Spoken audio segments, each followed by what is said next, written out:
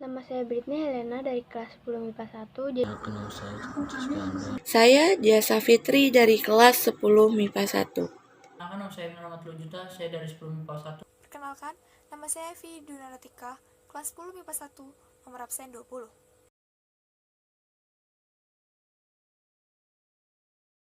Jadi saya akan bacakan hikayat Bayan Budiman.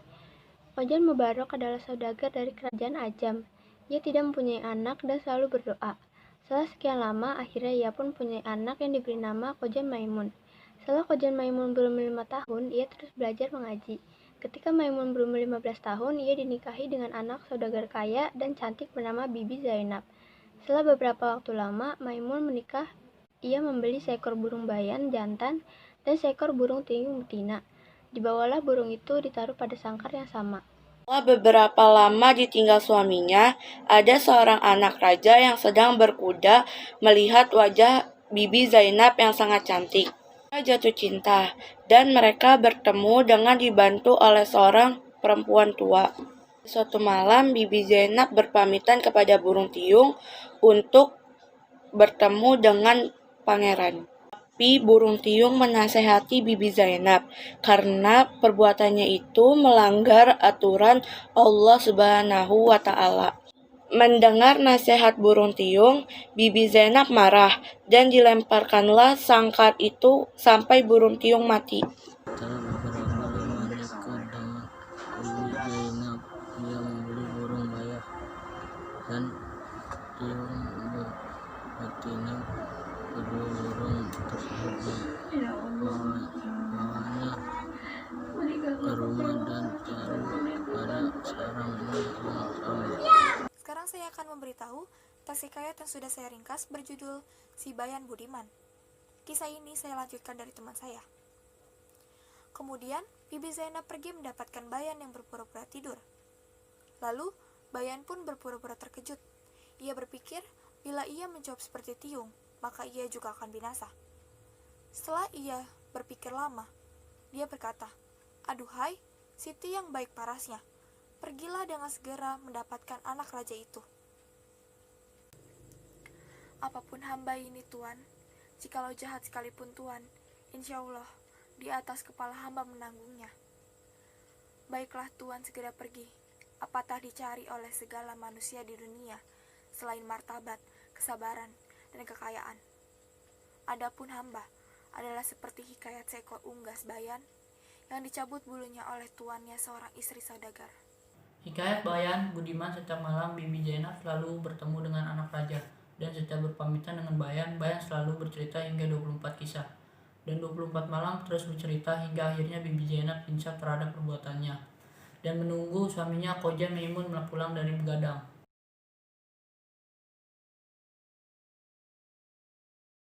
Cerpen takdir Allah. Zara adalah anak perempuan yang memiliki kakak laki-laki bernama Sandi.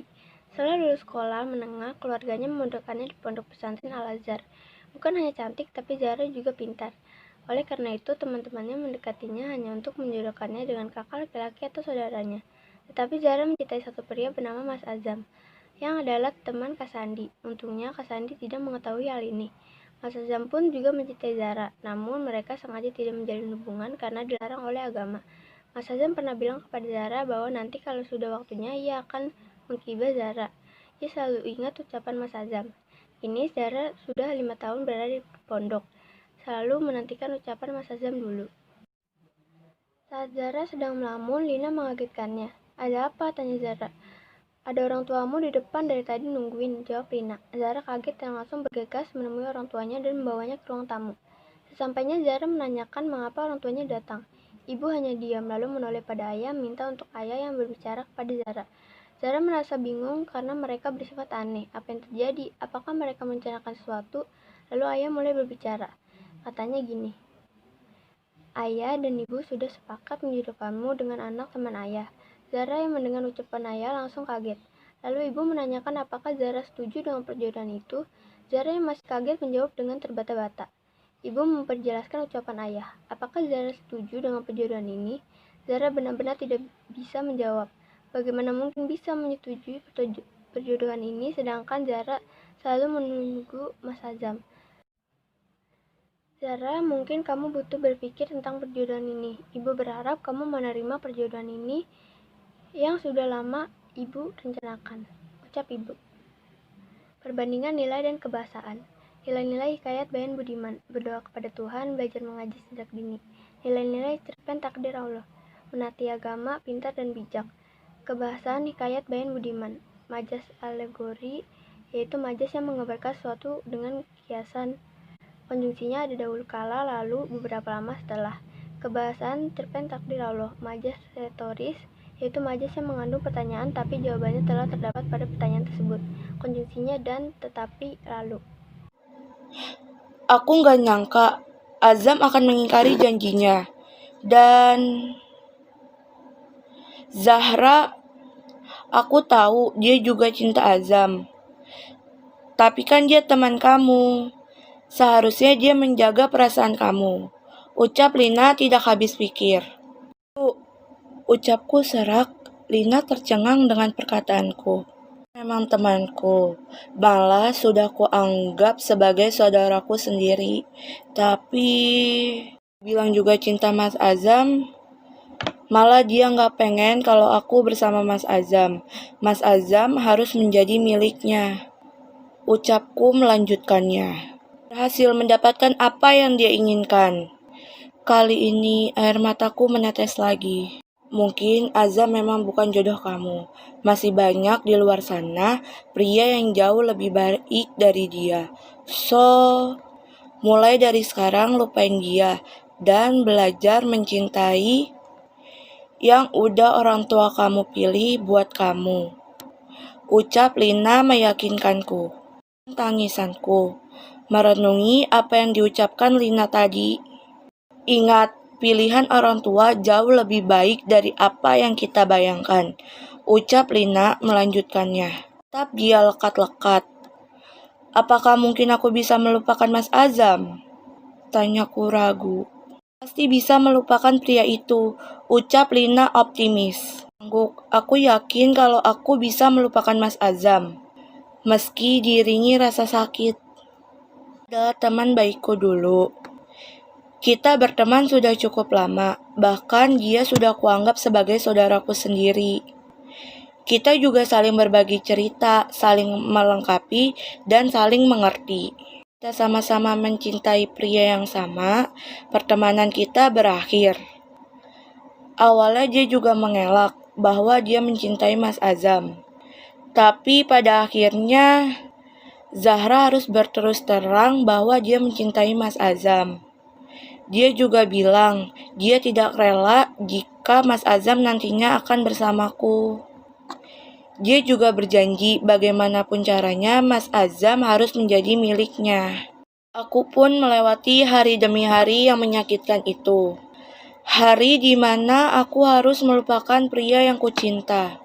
Dan juga belajar mencintai orang yang sama sekali tidak aku kenal.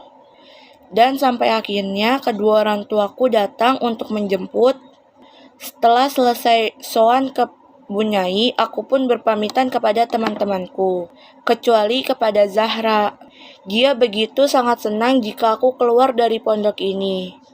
Termasuk melihatku menikah dengan pria lain dan bukan Mas Azam. Lalu aku katakan ibu membuat ingin menangis dan mencari di mana Mas Azam. Kenapa dia menghilang begitu saja tanpa ada kabar, di mana janji kalau dia akan memberitahu anakku apa Mas Azam telah menyampaikan janji kepada. Lalu saya akan memberitahu teks cerpen yang sudah saya ringkas berjudul Takdir Allah. Kisah ini saya lanjutkan dari teman saya. Za, ayo, ucap ibu. Aku hanya mengangguk setelah berkemas dan meletakkan barang ke mobil. Zahra, ayo, ucap ayah. Lalu aku langsung masuk ke mobil. Dan selama di perjalanan, suasananya hening. Tidak ada yang memulai pembicaraan. Sampai akhirnya kita sampai. Za, akad nikahnya besok. Jadi, kamu harus mempersiapkan diri kamu ya, ucap ibu dengan tenang. Keesokan harinya, setelah selesai berhias, aku memilih untuk menyendiri di kamar, meratapi takdir yang sedang aku hadapi. Dan suara itu terdengar lagi di telingaku. Suara yang mana aku ingin Mas Azam yang mengucapkannya. Tak terasa air mataku menetes membasahi pipiku. Tiba-tiba pintu terbuka. Ibu melihatku menangis. Zahra, kenapa nangis sayang? Ini kan hari membahagiakan buat kamu. Ayo, kita keluar temui suamimu, ucap ibu. Setelah berhadapan dengannya, aku tak mampu memandang wajahnya. Kutundukkan wajahku dalam-dalam, bersalaman dengannya tanpa memandang wajahnya. Sampai kapan kamu akan menundukkan wajahmu itu? Ucapnya kepadaku. Aku mengenal suara itu, suara yang selalu kuingat dulu. Mas Azam, tapi mana mungkin dia? Ku beranikan diri untuk menatap wajahnya. Dia tersenyum kepadaku. Air mataku menetes karena kebahagiaan. Ini janji Mas Azam, yang Mas Azam ucapkan dulu. Ucap Mas Azam dengan kelembutan. Air mataku masih menetes. Kali ini aku tidak bisa membendung air mataku. Aku begitu bahagia. Pria yang selama ini aku harapkan, dia sekarang ada di hadapanku, sebagai suamiku. Udah, jangan nangis, Dek. Kan ada Mas Azam di sini. Ucap Mas Azam. Jarak, tiba-tiba ada seseorang yang memanggilku. Dengan serentak aku dan Mas Azam menoleh ke sumber suara. Naila, ucapku lirih. Naila datang menghampiriku lalu ia memelukku. Zah, maafin aku. Aku udah jahat sama kamu, aku udah bohongin kamu.